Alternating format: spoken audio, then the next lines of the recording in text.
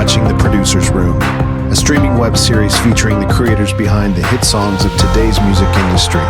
Songwriters, music producers, and artists discuss their creative process as well as examining current issues and technologies in today's rapidly changing music business. Your host is producer, songwriter, and educator Dave Tuff. Welcome to The Producer's Room.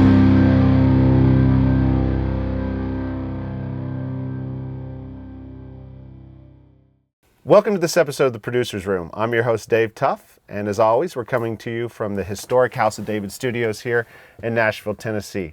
Really excited to welcome our guest, Mike Garson, today, but before I introduce you to Mike, I want to read his bio. From Bach to Bowie, East Coast to West Coast, piano keyboards to computer music, Mike Garson has worked to make the world a more creative, compassionate, and compelling place.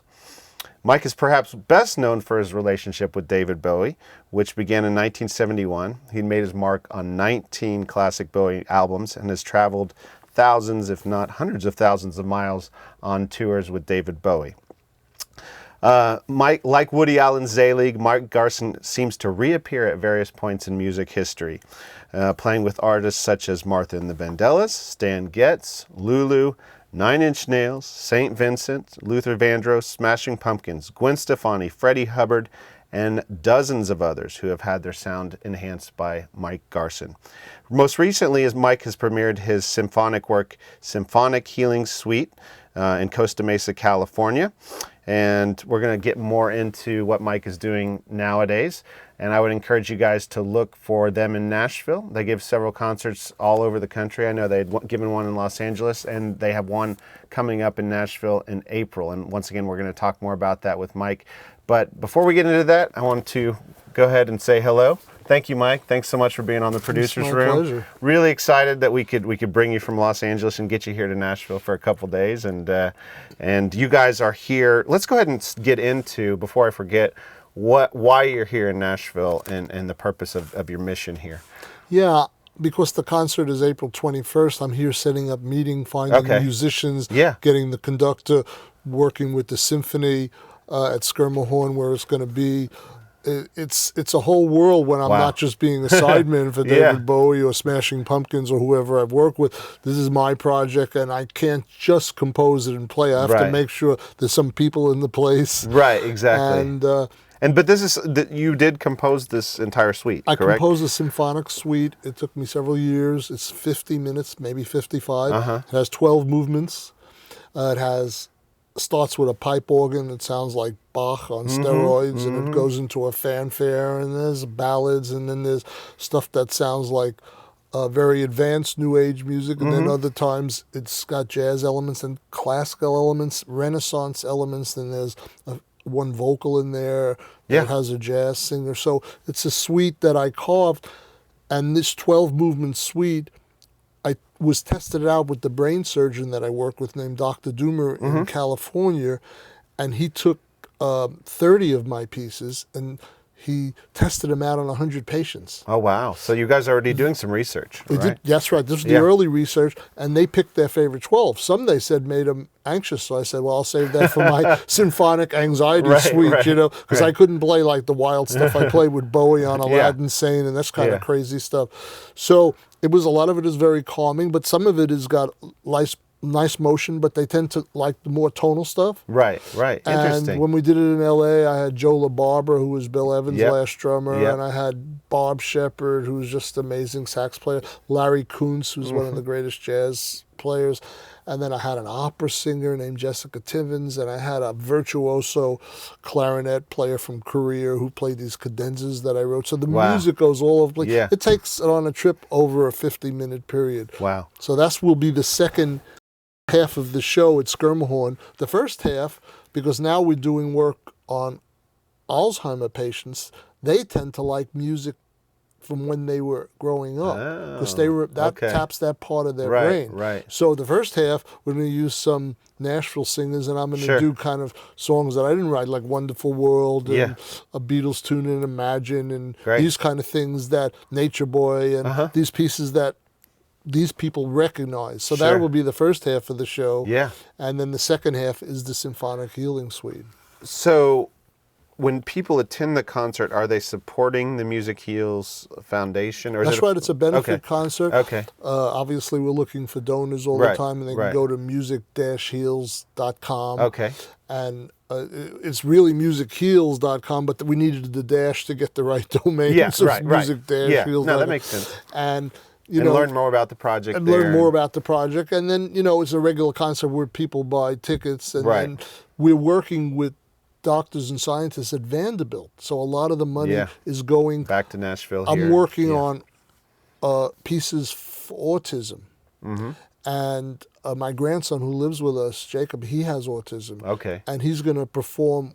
He's 12 and he's playing the piano. He wrote a piece for me for my birthday, which is just really touching. And I'm orchestrating that. And he even wrote lyrics with it. So we're looking to bring up one of the young sisters in Nashville, a little girl who's in that show. She's just like a cutie, like 10 years old, to sing the lyrics, and he plays the piano and the orchestra accompanies. I mean, I have a whole video. Yeah, wow.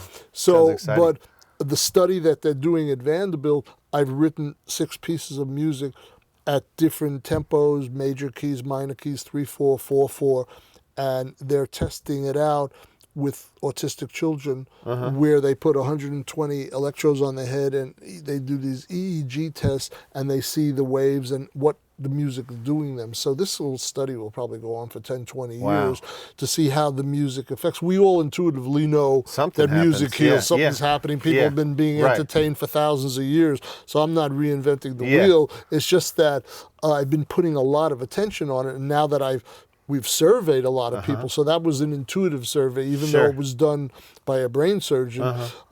We had a Parkinson patient where my music was played for her, and she's doing these pegboard things, and she was faster in her speed than when the music wasn't playing. And she asked me to write her a tango.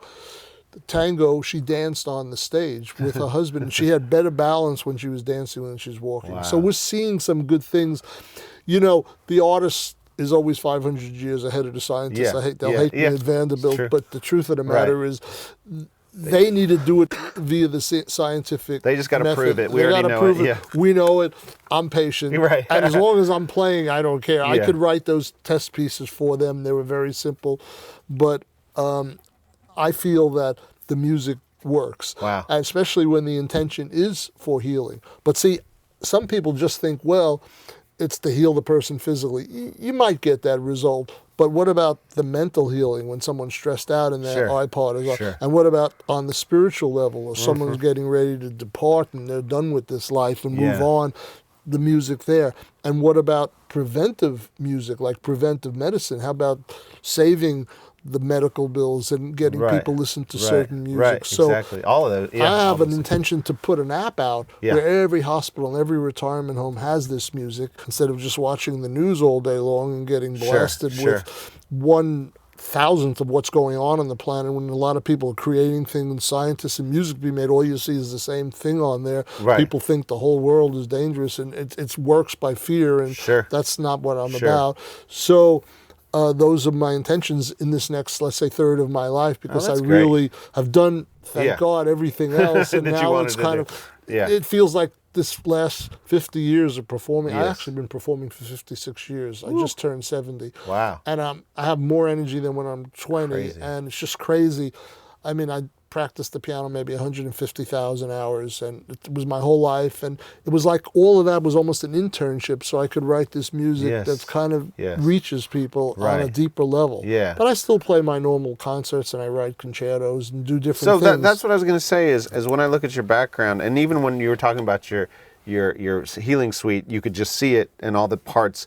You're probably one of the most eclectic musicians that I've ever looked at the bio for, I mean, you started out in jazz, is that right? Classical. And then, well, just tell me a little bit about... So I started out playing classical at 7. I had a Juilliard teacher and other teachers. And at 14, I heard Dave Brubeck and Errol Garner, and it was all over. I just knew I had to improvise. My Juilliard teacher had me playing Mozart, and I come in and I turn the music around and I'm improvising it, and he says, "You have delusions of grandeur." I said, "I'm improvising and creating my own." Exactly. That was the last lesson with him. But we were just talking about how those worlds don't cross over sometimes, and you just have to plow those barriers down. I just decided in the 60s I wanted to remove all barriers. So when Yeah. I play music, I don't even know what I'm going to play. All my music is improvised, and the name of my music is it's a movement that David Bowie said, make sure you make it a movement and you're not just this one freak doing it, and I've been teaching it around the world. It's called now music. Well, why is it now music? Because I created in the spot. It's just the flow. So it's the flow, what comes through. So every note in the Symphonic Healing Suite that they're all playing were things I improvised on my samples and synths into the computer, printed out, gave it to the orchestra. And then when the show is, including in April, I improvise new parts on the spot. Wow. So the orchestra won't even know what I'm going to play. From the rehearsal to the performance, it'll keep changing. Right. Well, I want to hear more about this now movement and how all that works. I got some business questions to ask you too. So we'll be right back with Mike Garson. Stay tuned.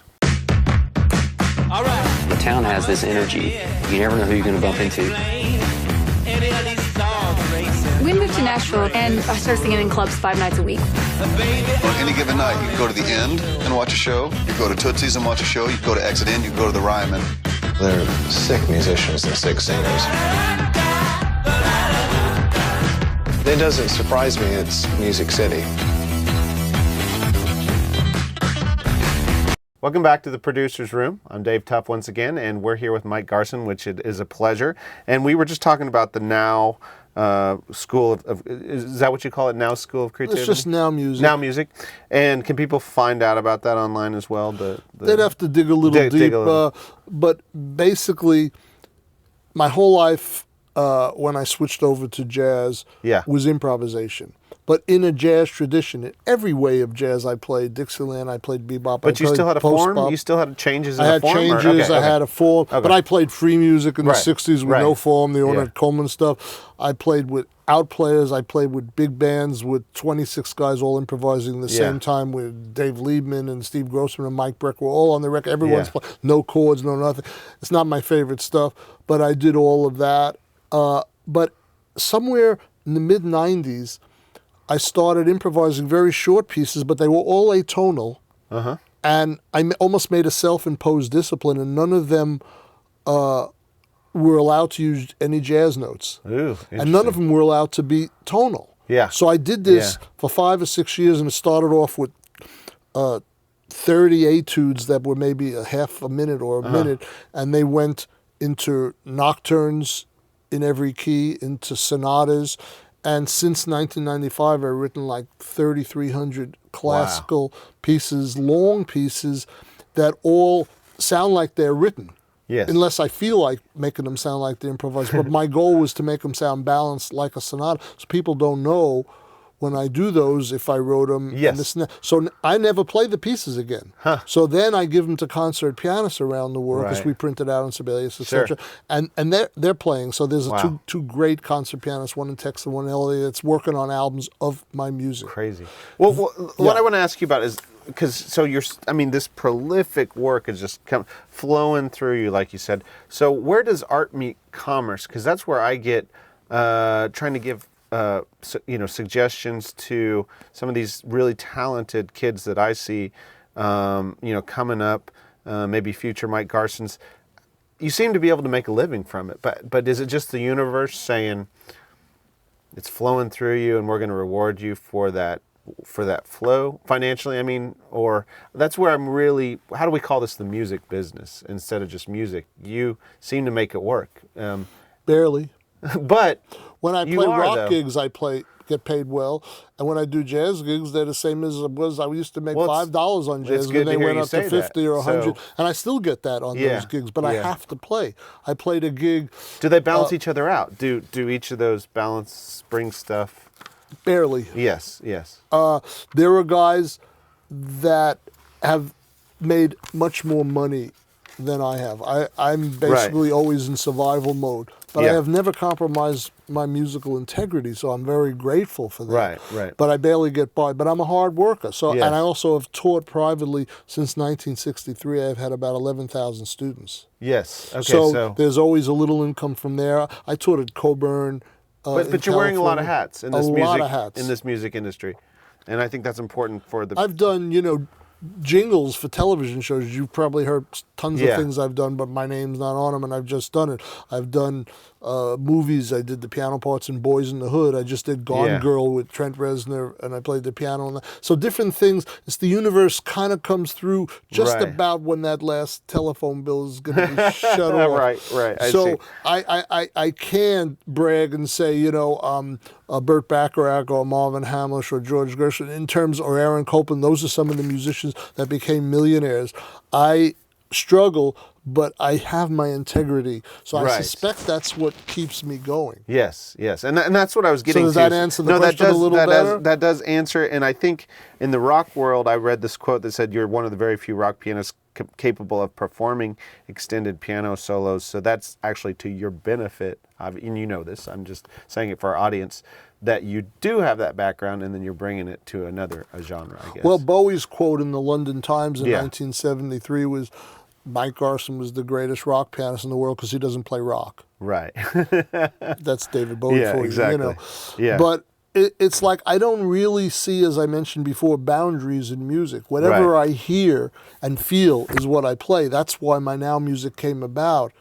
Yeah. And it's sometimes scary because I could go on stage and I don't hear anything, and I'll start talking to the audience until some music comes to me. Right. Because the music kind of flows through me. So at this part of my life, it's much more of a spiritual experience. And while I did my hours in practicing and virtuosity, I'm not as interested in that anymore. Right. I'm just looking to find that zone and that magic. And I think the thing any great artist has done ever through history, and you don't know when it's really going to come. Yeah. I know I could always be professional and get the job done. Right. But you'd have to ask me, how was that? Was that just a good performance, or was that magical? Yeah. And I would tell you, I was batting 3% in the 80s, then it went to 10%. Now it's around 50-50, you know.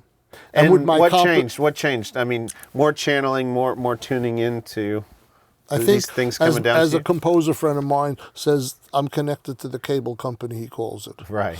So when someone starts chattering at me and telling me what to play, or a director micromanaging me, I fall apart. I go -0. But if they shut up, I can make music. Wow. It reminds me of this Quincy Jones quote that said, "We are just a conduit for God." You know, what I think about that is like it. Amen. Yeah. I mean, you know, I couldn't say it better than that, you know. All right, but we have this section on the show called Rapid Fire.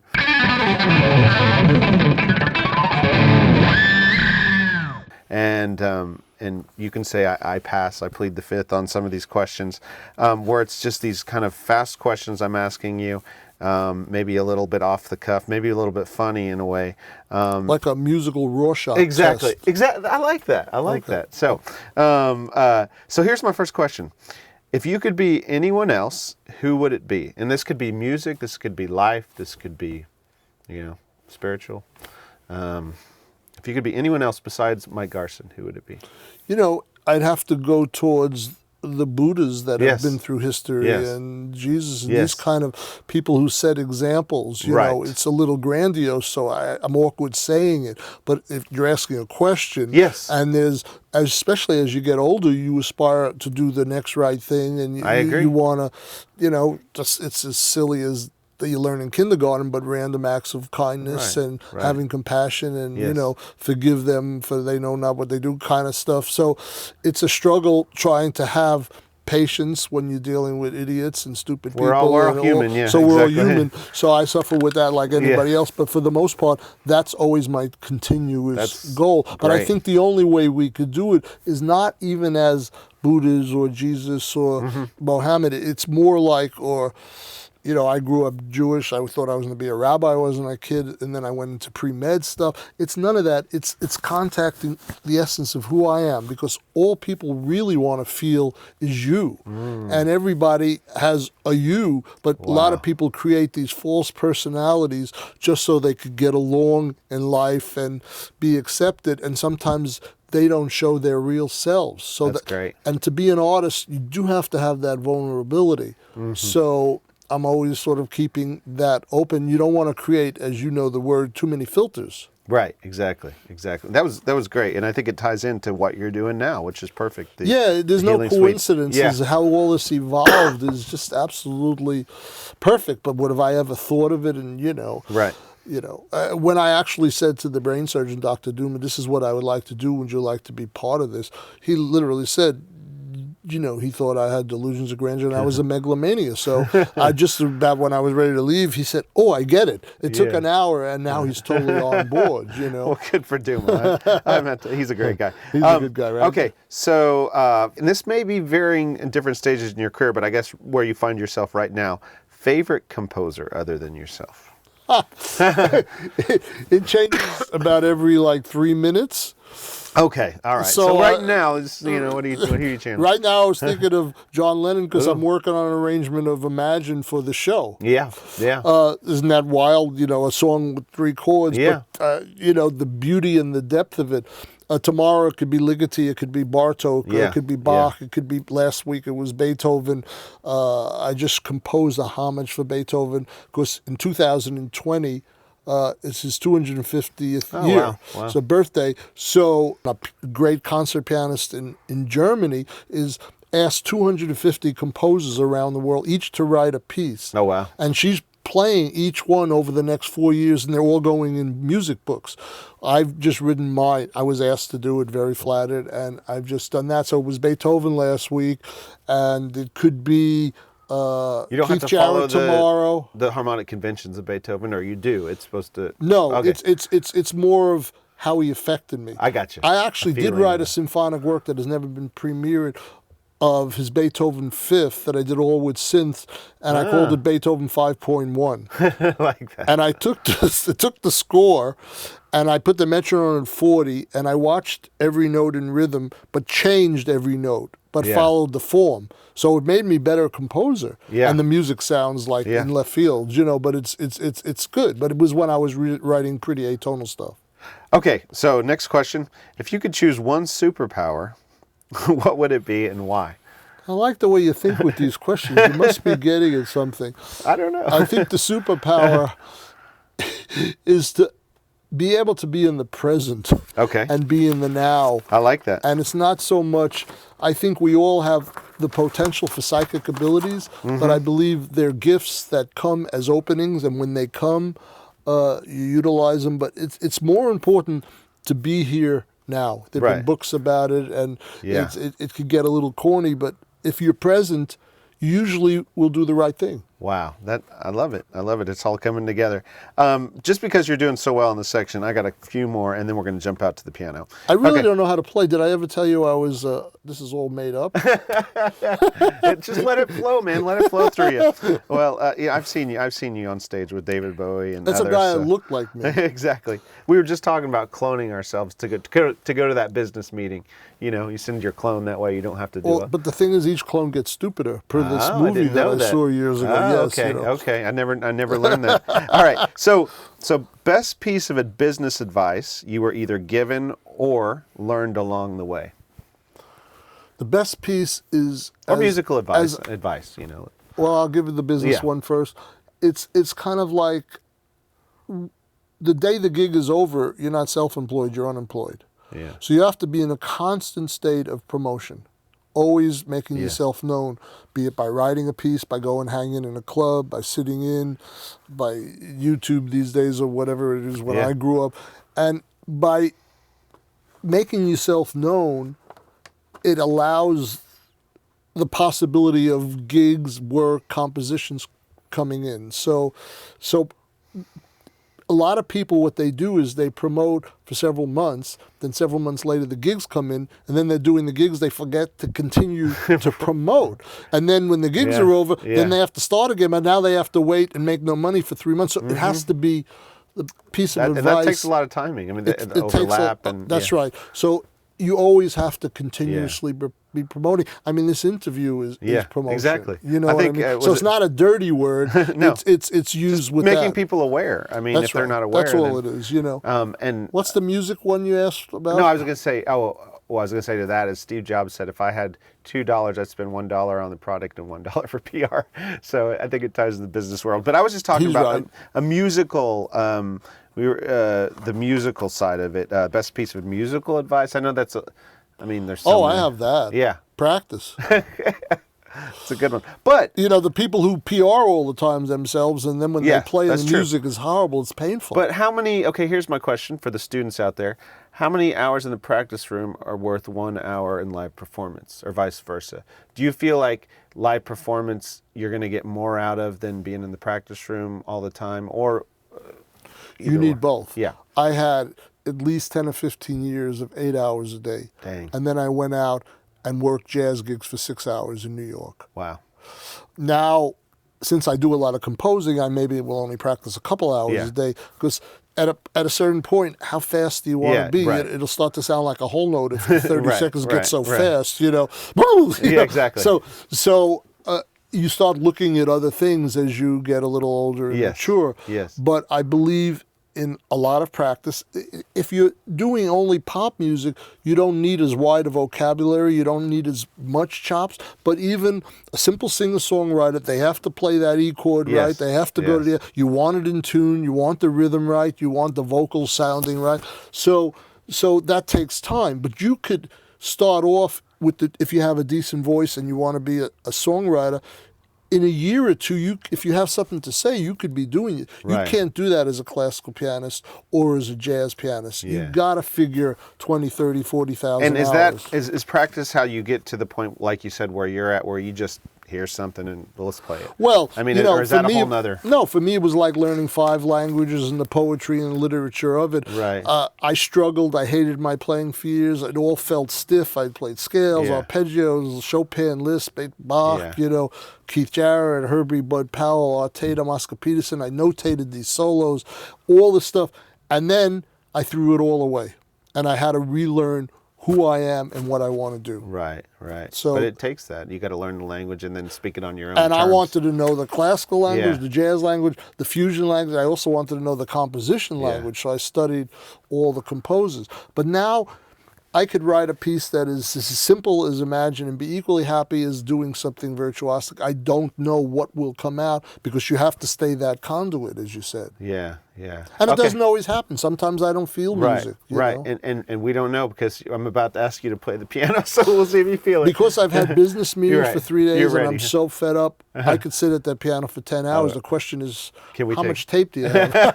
All right, guys. We're going out into the tracking room with Mike Garson, and we're going to take a real quick commercial break and be right back with Mike on the piano. See you soon.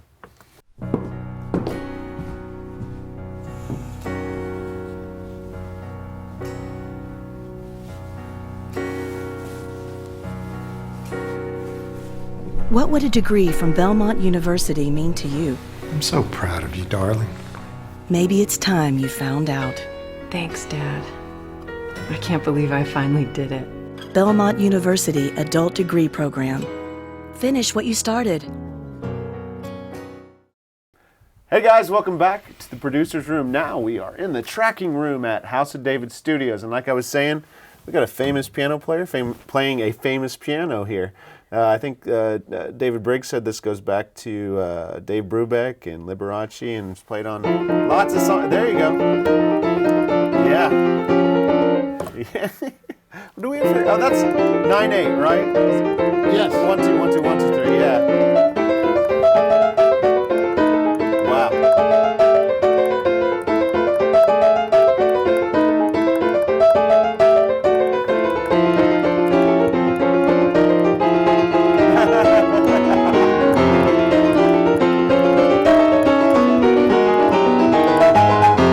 And there's Mike Garson for you, everyone. Give a virtual Summed it up. Audience applause. So we're in here because I want to bring you on the piano to talk about your creative process.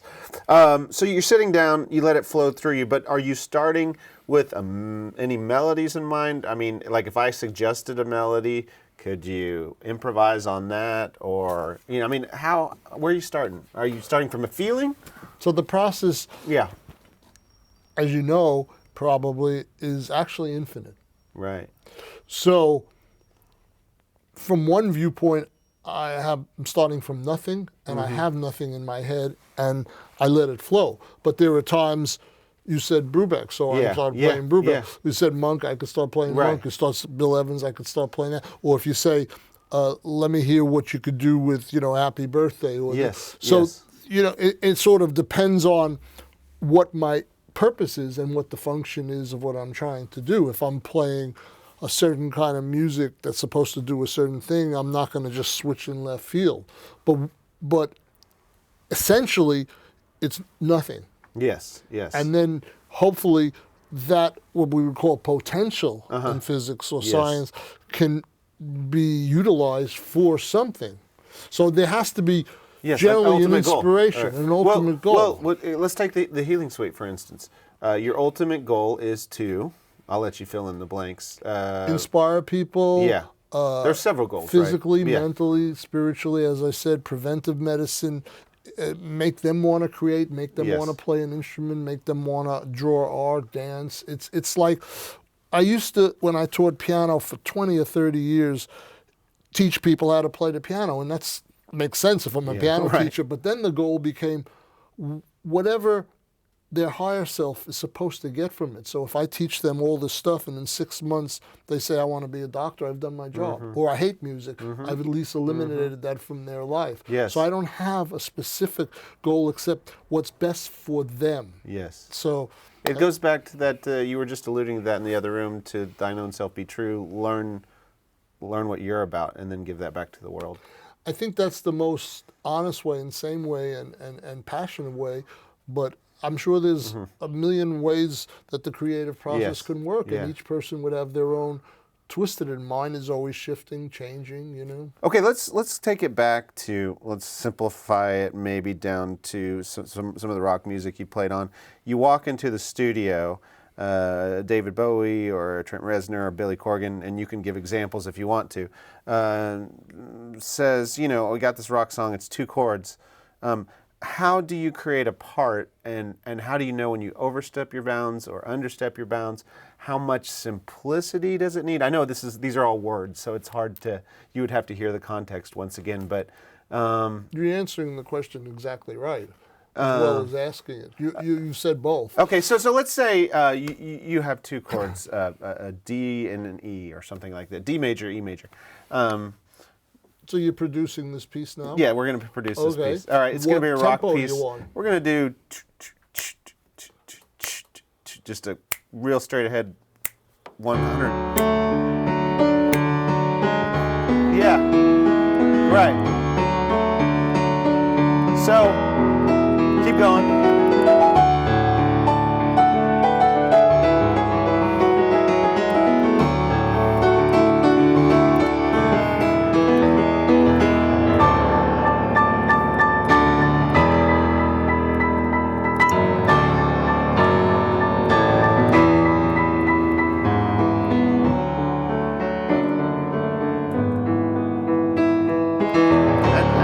Producer says, I'd like to make that just a little bit more experimental, atonal.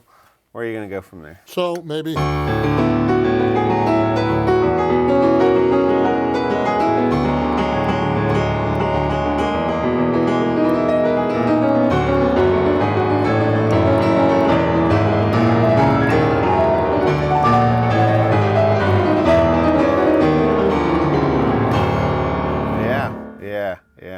Okay. So once you get the pulse going, anything works over it. It does.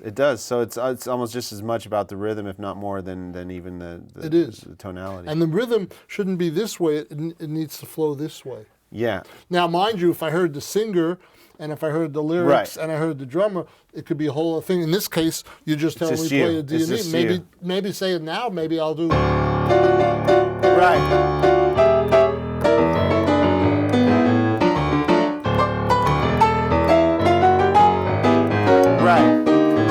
You had told me when you were working with Bowie that he was one of the 1 or 2 producers. You had mentioned another name, I forgot, that you'd worked with. Glenn Ballard. In the Mirror, and you said they were so great because they allowed you to be yourself. Is that correct? Would they also share a vision? Would they share a? They share a little bit of a vision, not too dissimilar to what you just said. Now you said, well, what would you do with this tempo with a D chord and E chord? You didn't say play it this way or play it that Right, way, or right. go even more specific. You know? Yeah. That tends to slow my process down. I think this is important for our viewers to know if they want to aspire to be producers or even session musicians. You don't hire the person if you don't think they could do what your vision is. So Right. you know, you don't have to go through the audition process. You watch the stuff on YouTube. I want that voice, or Yes. I want that cello, I want that Right. bass. And then if they have competence, they will deliver and know what to do with a little guidance from you. Wow, that's great. That's what the Nathan Easts and the Abel Boreals and the Peter Erskines, and it just goes on and on. Yeah. Rick Marotta, people I played with back in the 70s. You know, whatever instrument is, they sense, the studio musicians, that, let's face it, the real good ones are unsung heroes. Right, They are right. making the music. I want to talk a little bit more about the creative process. First of all, and I almost feel like you're kind of past all this, but as far as your creative process, but for some of the people that are viewing, how do you avoid the same patterns that you've repeated in the past creatively?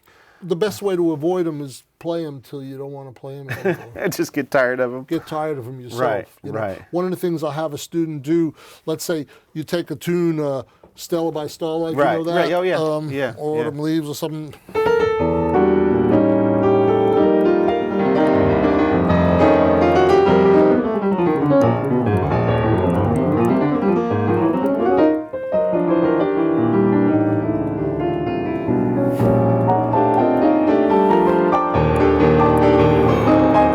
So then I would tell them to play that for 2 hours. Right. So if they do that for 2 weeks, they might have done 2,000 choruses. Yes. You yes. got to get better. So the first 20 minutes you play all your licks and all your good stuff. Then the next 20 minutes you're falling apart. Then somewhere along the line you fall into the magic zone. Yeah. And it might be, let's say this is 30 minutes from now, I might be doing this.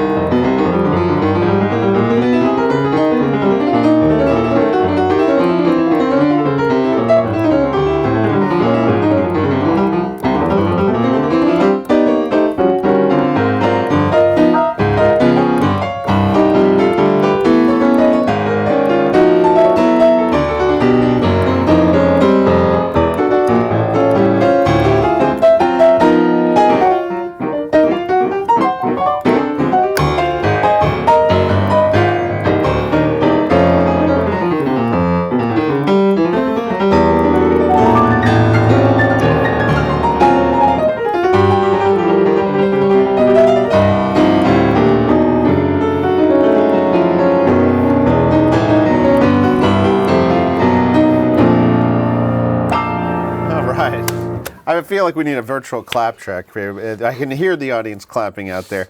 I could be happy doing that for 8 hours. Yeah. And something would happen. Right. I had a few spots, but this was just my professionalism.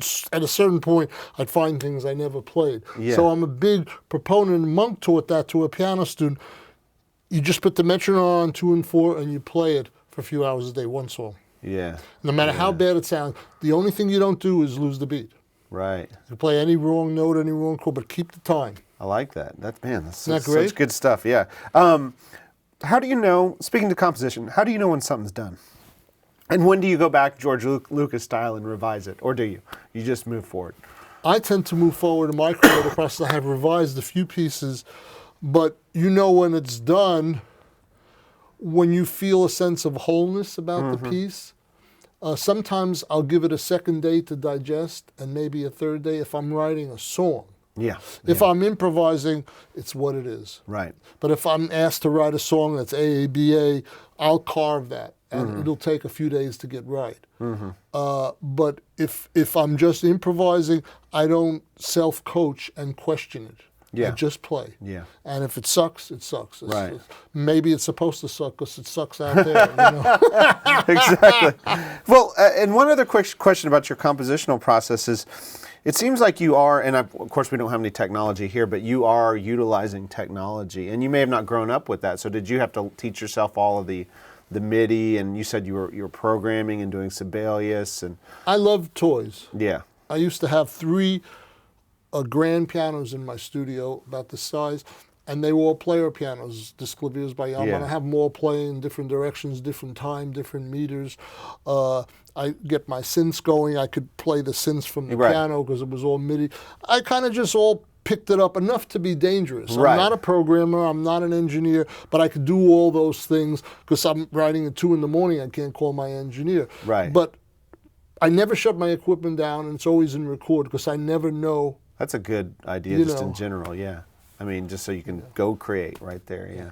Wow, that's right. And what program, are you a digital performer? I use Digital Performer. My engineer uses Logic or Pro Tools, but I like DP, and back in the days of the 90s, I was using Yamaha, hard sequences like QX3 and whatever, Yeah, so you're just kind of adapting with the technology. You were speaking to Herbie Hancock. He's kind of the same same we place. come from, he's a few years older than me, but coming from New York and similar things, we're composers in this century, and we need to just keep moving on, I mean, I love Beethoven and Bach and Chopin, but that's why I changed their music around, because there are people that can play that perfect. Sure. It's not, I want to play what I'm hearing, feeling in any given moment. That's challenging, and you will get, there was a time I was battering, I'd write 10 pieces and only one would be good. Yeah. Now it's like 1 out of 2 or 3. Sure, so you're up in your numbers there.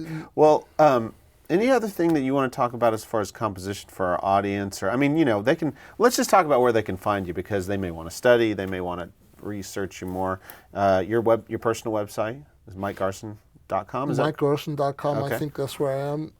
If someone wants to write me personally, it's MikeGarson@gmail. Okay. The organization, the foundation I'm with is music-heals.com. Yes, music-heals. And you are the only person I've said play in this style, play in that style. Could we switch? Could I yell out some, famous jazz pianists like McCoy Tyner, or what do you want to start with? Let's play in a blues, say, at this tempo, right? Okay, yeah. And I'll just start, and then you call out styles, and let's see if I can do I love it. it. I love it. All right. Okay. All right. Okay. So let's start with. I'm just trying to think here. Let's start with Monk. Okay. So let's start with Monk. Yeah.